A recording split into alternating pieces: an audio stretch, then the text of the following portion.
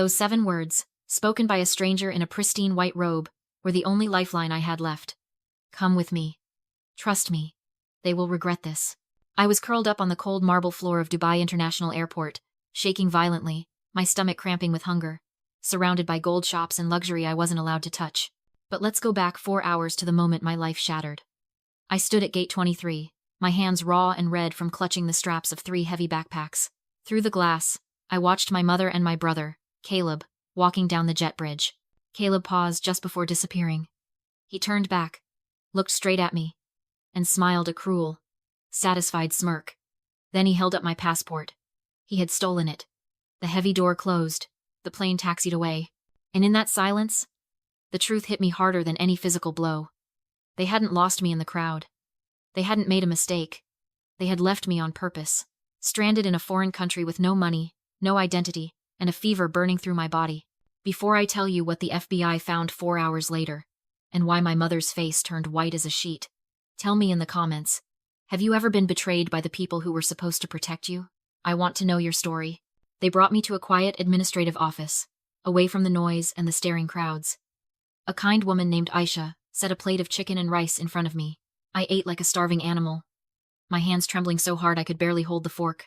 The food was warm and savory, a stark contrast to the hollow ache in my stomach that had been there for 12 hours. That ache wasn't just from missing a meal, it was from the flight over. 12 hours earlier, somewhere over the Atlantic, the flight attendant had placed a tray of pasta in front of me.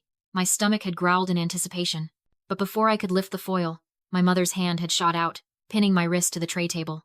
She didn't look at me. She looked at Caleb, who was lounging in the window seat, complaining that the airline portions were too small for a growing athlete. Give it to your brother, she had said, her voice low and final. He needs the energy for his training. Besides, you could stand to skip a meal. I had watched in silence as Caleb devoured my dinner, smacking his lips, while I drank a cup of water and tried to convince myself I wasn't hungry. Back in the office, Mr. Ferris watched me eat. He didn't look at me with pity. He looked at me with the sharp, analytical eyes of a man who spent his life hunting for things people tried to hide. He noticed the way I flinched when Aisha offered me a napkin. He noticed the dirt on my oversized t-shirt. But mostly, his gaze kept drifting to my wrists. My name is Audrey. I'm 29 now, a cybersecurity analyst who hunts digital ghosts and financial fraud for a living. I know how to spot a pattern. I know how to find the breach. But back then, at 14, I was the breach. I was the family's beast of burden, trained to carry the weight so the golden boy could fly. Child, Mr. Ferris said softly, pointing to my arm. What is that? I looked down. There were deep, angry red welts circling my left wrist, bruises that were turning purple. I tried to pull my sleeve down to hide them. It's nothing, I whispered. I had to carry the bags. Show me, he commanded. It wasn't a request. I rolled up my sleeve. The marks were distinct. They weren't just from heavy straps. They were thin, cutting lines. 4 hours ago, in the terminal, Caleb had decided he didn't want to carry his carry-on anymore. He wanted his hands free to film a TikTok dance in the middle of the concourse. So, my mother had made me carry everything. Mine, hers, and his. 3 heavy backpacks. But Caleb, cruel and paranoid about his expensive gaming gear, hadn't trusted me. He'd pulled a plastic zip tie from his pocket, he always carried them for pranks, and he had cinched the straps of the bags to my wrist. So you don't lose my stuff, loser. He'd laughed. I had walked through that airport like a prisoner, tethered to their luggage, while they walked 10 feet ahead, laughing and eating ice cream. Mr. Ferris stared at the bruising. He touched the raw skin gently with a gloved hand. Then he looked at the flight manifest on his desk. He realized then that this wasn't a case of a child wandering off.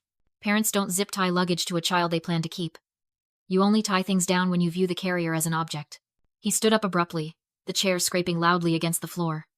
The kindness in his eyes vanished, replaced by a terrifying, cold authority.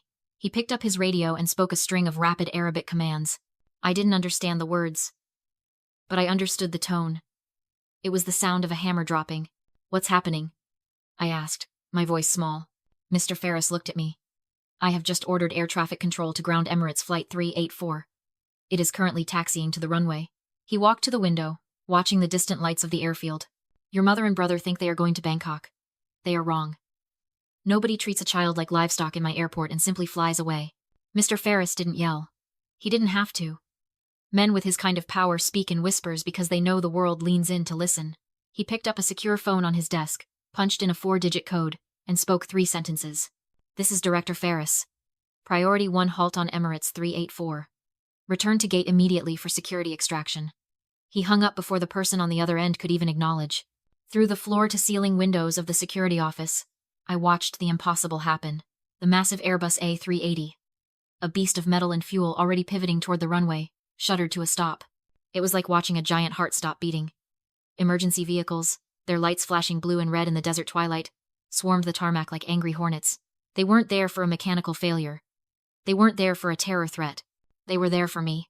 Because one man decided that a 14-year-old girl was worth turning an international airport upside down. Come, Mr. Ferris said, beckoning me to the window. Watch. I pressed my hands against the cool glass. My breath fogged the surface as I saw the jet bridge reconnect. A squad of uniformed officers, not airport security, but the serious kind. The ones with berets and tactical vests marched onto the plane. I couldn't hear the commotion inside, but I could imagine it. I imagined the hush falling over the cabin. I imagined the captain's voice crackling over the intercom, apologizing for the delay. And I imagined the color draining from my mother's face when she saw the police coming down the aisle. Not for a stranger, but for her. 10 minutes later, I saw them. They were being escorted off the plane, flanked by 4 officers. My mother was walking fast, her head down, her hands clasping her purse tightly to her chest. She looked small from this distance. Caleb was behind her, arguing with an officer, his hands moving wildly. He looked annoyed, inconvenienced, but not scared. Not yet. They were led down the stairs and into a waiting black van. A wave of relief so potent it almost buckled my knees washed over me. I let out a breath I felt like I'd been holding for 4 hours. The knot of terror in my chest began to loosen. They came back. The thought was a desperate, singing prayer in my mind. Mom came back. In my naive 14-year-old heart, I rewrote the story in real time. Maybe it had been a mistake. Maybe Spencer had tricked her. And the moment she realized I wasn't in the seat next to her, she had screamed for the pilot to turn around. Maybe those police officers weren't arresting them. Maybe they were just escorting a frantic mother back to her lost child. I looked at Mr. Ferris, tears welling in my eyes again. But this time they were tears of gratitude. She came back, I whispered, my voice thick with hope. She didn't leave me. Mr. Ferris didn't smile. He didn't share my relief. He stood like a statue by the window, his hands clasped behind his back, watching the black van speed across the tarmac toward our building. His expression was grim, the look of a man who knew that the predator doesn't return to the nest to save the hatchling it returns to finish the meal. She is coming here, yes, he said, his voice void of any comfort. But do not mistake presence for affection, child. Prepare yourself. I didn't listen. I couldn't. I was too busy fixing my hair, wiping the dirt from my face, trying to look presentable. I wanted to look like the good daughter. I wanted to make it easy for her to love me again. I stood by the door, trembling, watching the handle, waiting for it to turn. I thought the nightmare was over. I thought the rescue had arrived. I didn't know that the van wasn't bringing my saviors. It was delivering my executioners. And the door wasn't opening to let me out, it was opening to seal me in. The heavy security door swung open. I took a step forward, my hands half raised, ready to be held. I was ready to apologize for being left behind, for causing a scene, for ruining the schedule. I just wanted my mother to tell me it was okay. She didn't hug me. She didn't even slow down. She crossed the room in 3 strides, her face twisted into a mask of pure, unadulterated rage. Before I could get the word mom out of my throat, her hand connected with my cheek. The sound was like a gunshot in the small office. My head snapped to the side. The force of the blow knocked me off balance, and I crumbled to the floor, my knees hitting the linoleum hard. The room went dead silent. The taste of copper filled my mouth where my teeth had cut my inner cheek. You ungrateful, vicious little brat! Cynthia screamed, standing over me, her chest heaving. How dare you? How dare you steal and then play the victim? I looked up at her, blinking through the watering of my eyes, my hand cupping my burning cheek. Mom? I didn't steal anything. Don't lie to me, she shrieked, pointing a manicured finger in my face. She wasn't looking at me, though. She was looking at the police officers, performing for her audience. She stole from the duty-free shop. That's why she didn't get on the plane. She was scared of security. I told her to put it back, but she ran off to the bathroom to hide it in that backpack. My brain short-circuited. Steal? Duty-free? I hadn't even looked at a shop. I didn't have money to look. That's right, Caleb chimed in. He was standing by the door, his phone already out, the camera lens pointed directly at me. He wasn't scared. He was excited. I saw her shove a diamond bracelet into the side pocket. She's been doing this for months. She's a kleptomaniac. That's why we had to zip tie the bags to her so she wouldn't use them to stash stolen goods. The atmosphere in the room shifted instantly. The air grew heavy and cold. The Dubai police officers, who moments ago had looked at me with sympathy, now exchanged dark glances. In this country, theft wasn't a minor infraction. It was a crime that carried severe prison time and deportation. Suddenly, I wasn't a lost child anymore. I was a criminal, trying to manipulate the system. One of the officers stepped forward, his hand resting on the handcuffs at his belt. "Is this true?" he asked, his voice hard. "Open the bag." I looked at the backpack still sitting on the chair where Mr. Ferris had placed it. The zip tie was cut, but the zippers were still closed. I whispered. "Mom, please. Tell them. Don't you mom me," she spat. "Check the bag, officer. She's trying to frame us because she got caught." I didn't fight back. I didn't scream that she was lying. I didn't point out that Caleb was filming my humiliation for his followers. Instead, I did what I had been trained to do for 14 years. I shrank. I lowered my head and stared at the floor tiles. A familiar toxic numbness washed over me. Maybe I did something wrong, I thought. Maybe I misunderstood. Mom wouldn't lie like this unless she had to. Unless I was the problem. It was the survival mechanism of the invisible child. If you take the blame, the yelling stops faster. If you accept you are the burden, you don't have to face the terrifying reality that your mother hates you. I was the family's trash can for bad emotions. If they needed a thief to explain why they abandoned me, I would be the thief. As long as I was useful, they wouldn't leave me again. "She's not denying it," Caleb shouted, zooming in on my face. "Look at her. She's guilty as hell." The officer grabbed the backpack and unzipped the main compartment. He reached inside. My heart hammered against my ribs. I knew there was nothing in there but my dirty clothes and a book. But his hand didn't pull out a book. He withdrew a velvet jewelry box.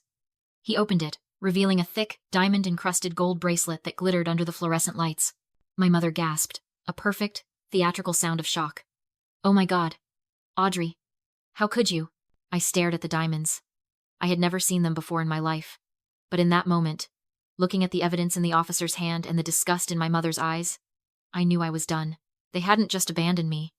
They had framed me, and I was going to prison. Wait. The single word cut through the chaotic noise of the room like a scalpel. It didn't come from the police officer reaching for my wrists. It came from Mr. Ferris. He stepped out from behind his desk, moving with a terrifying, fluid grace. He placed a hand on the officer's shoulder and spoke a few low words in Arabic. The officer hesitated, looked at the diamond bracelet, then stepped back, lowering the handcuffs. "Director Ferris," my mother snapped, her confidence emboldened by the discovery of the stolen goods. "Why are you stopping him? You saw the evidence. She's a thief. Arrest her so we can catch the next flight." Mr. Ferris ignored her. He looked at the Dubai police lieutenant. "Separate them," he ordered. "Take the girl to interview room B. Keep the mother and the boy here. Do not let them speak to each other." "You can't do that," Caleb shouted, lowering his phone now that the narrative wasn't going his way. "We're the victims here. If you are victims, you have nothing to fear from protocol," Ferris said coldly. He nodded to the guards. Two of them stepped forward, forming a wall between me and my family. Another gently took my arm, not to restrain me, but to guide me. As they led me away, I looked back one last time. My mother wasn't looking at me. She was looking at the officer holding the bracelet, her eyes gleaming with a sick mixture of triumph and greed. She thought she had won. She thought she had successfully discarded me. They brought me to a sterile room with a metal table and a one-way mirror. Mr. Ferris entered a moment later, carrying the backpack. He didn't sit. He stood by the door, watching me. "Stand up, Audrey," he said. I stood, my legs shaking. "I didn't take it," I whispered, the words feeling useless. "Please, you have to believe me." "I do not deal in belief," he said. "I deal in facts." He placed the backpack on the stainless steel table. Then he pulled a document from a folder. He tapped the intercom button on the wall. "Bring Mrs. Underwood to the window." On the other side of the glass, I saw my mother appear, flanked by guards. She looked annoyed, impatient. She couldn't see me, but she could see Mr. Ferris. "Mrs. Underwood," Ferris said into the microphone. "Before we process the arrest, I need you to go on record. This backpack contains contraband. Under Dubai law, possession is 9/10 of the law. Do you confirm, under penalty of perjury, that this bag belongs solely to your daughter?" that you have no knowledge of its contents, and you claim no ownership of anything inside it. My mother didn't hesitate. She seized the moment to erase herself from the crime she'd engineered. Yes, she said coldly into the speaker. It's her bag. She packed it. Whatever's inside has nothing to do with me, or my son. It's hers. Caleb sneered. I don't touch her trash. They signed without reading, eager. Aggressive, believing they were condemning a thief. They didn't know they'd just signed a deed of relinquishment. Mr. Ferris scanned the backpack. He ignored the gold bracelet and stripped away the image layers, focusing on the bag's structure. Sewn into the padded back panel was a dense, metallic rectangle. His face hardened. The bracelet is bait, he murmured. This is the real crime. He cut the lining and removed a sleek, silver hard drive. Back in the room, my mother demanded to leave. Ferris placed the drive on the table. This is an encrypted cold wallet, he said. Possession without license is federal data trafficking. My mother panicked, pointing at me. Caleb backed her up too quickly. Ferris let the fear bloom. Then he said calmly, because she's a minor. You share liability. Unless you renounce guardianship. A document slid across the table. I begged her silently. She never looked at me. Where do I sign? She asked. She signed. Disowned me. Saved herself. Ferris smiled for the first time. You've relinquished all legal ties, he said. Including any claim to her property. He activated the screen. $2. 5 million. The drive belonged to me, left by my grandfather, protected by my iris scan. Caleb had stolen it, but couldn't open it. He forced me to carry it, planning to use me as a mule, then abandon me. Instead, he abandoned himself. Federal agents entered. Cynthia and Caleb Underwood, Ferris announced. You are under arrest for human trafficking, child abandonment, and attempted grand larceny. I walked out without looking back. 14 years old. Free. Wealthy. Alone but finally safe. Today, I run my own cybersecurity firm. On my desk is a photo of me and Mr. Ferris at my graduation. The man who stood where my family failed. They thought they were burying me. They forgot one thing. Seeds grow. If you were 14 and suddenly free with everything taken and everything returned, what would you build first?